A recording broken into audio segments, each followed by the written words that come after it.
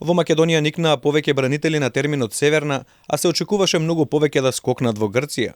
По инаугурацијата на председателката Гордана Силјановска-Давкова, така наречени политички аналитичари и коментатори блиски до власта, па и провладени новинари, отидоа дотаму што дури и повикуваат на казни за оние кои се против Северна.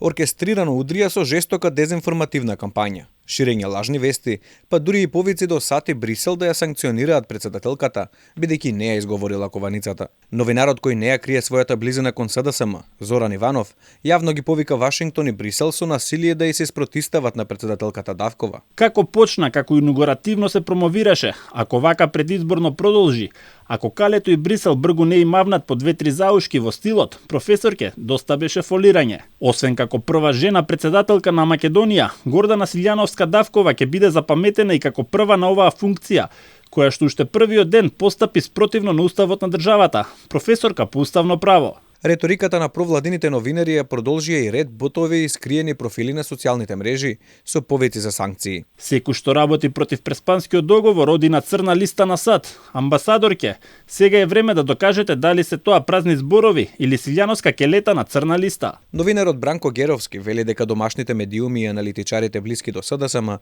мора да се помират со фактот дека во Македонија дојде до промена на водењето на надворешната политика, а ако тоа не можат да го прифатат, помалку саркастично вели дека им останува уште да излезат на митинзи за поддршка на Северна. Сега можеби треба да очекуваме еден митинг, сенароден митинг, свикан можеби пред владата или пред собранието или не знам каде, во кој поддржувачите на екстензивната употреба на името Северна Македонија, не придавката Северна, ќе се порат за тоа право, ќе викаат, можеби ќе има транспаренти само Северна Македонија и така натаму.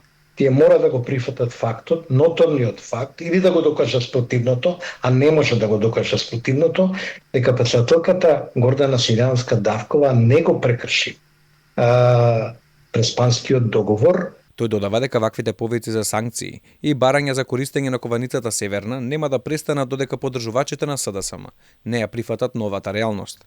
Инаку пропагандата отиде и дотаму што некои со лажни вести се обидува да ја манипулираат јавноста. Се враќаме денеска од плажа од вториот крак и колата ја најдовме ваква. Кој и зошто ги напиздил грците? До вчера беа многу љубезни. Со само кратко интернет пребарување може лесно да се докаже дека оваа слика, објавена од скриен профил на Твитер, е невистинита, односно дека доаѓа од веб страна за сервисирање на автомобили.